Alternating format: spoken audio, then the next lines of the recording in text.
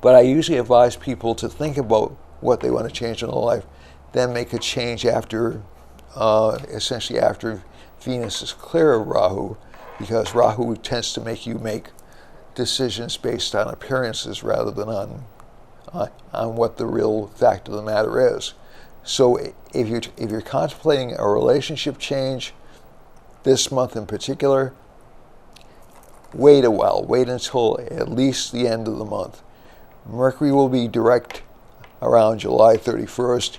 Venus will be out of Gemini on July 22nd, July 23rd.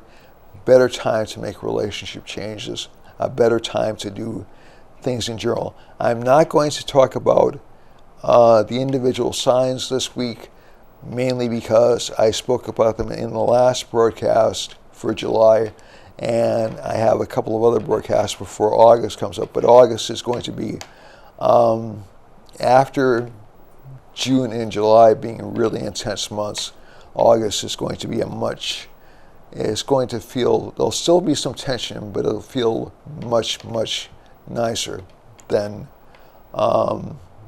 June and July have over this past year. Also, keep in mind we have some significant changes happening in November. In November, Jupiter changes signs, and in early February, Saturn changes signs. So Saturn moves into its own sign in February of 2020, and Jupiter moves into Sagittarius in November of 2019. Excuse me, and those will create big change opportunities for people as well. So you'll have people much more optimistic, maybe a little bit crazily so, and people more. And when Saturn changes sign, people less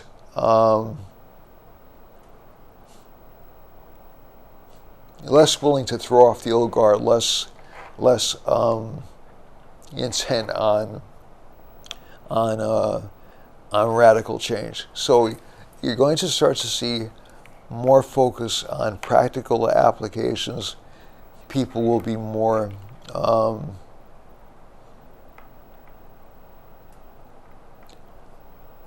focused on financial security, financial stability after Saturn changes signs. And especially when Jupiter changes signs, people are much more interested in philosophy. There is kind of a warlike aspect to Jupiter, which a lot of my fellow Vedic astrologers, I think, tend to gloss over. So we'll be a little bit more trigger happy when Jupiter changes signs, and I hope nothing stupid happens during that period. That's really my major hope. But I've seen like positive Jupiter transits turn out to be very negative, especially if Jupiter is afflicted, and Jupiter will be afflicted when it enters Sagittarius in September. So we're talking about immediate short view. The moon is going to put us on kind of an emotional roller coaster ride, especially between the 16th and 17th, and a few days after that. Eclipse effects. Some of my colleagues say eclipse effects last for 9 months. Others say 6 months. Others say 2 weeks. I tend to view the most intense emotional aspect of an eclipse happening within 2 weeks before and 2 weeks after it. It really doesn't have, unless it hits certain eclipse points, it really doesn't have a maximum impact. And the further away you go from the eclipse, the echo gets less and less.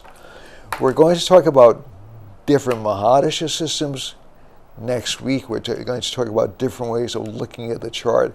And I'm still going to talk about mundane astrology, but I want to take a break from world predictions this week.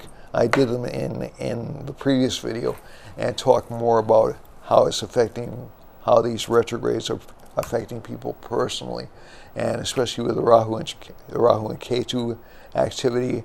And I'm hoping to get a little bit beyond the eclipse points and into more practical astrology and how it affects our everyday lives as we proceed.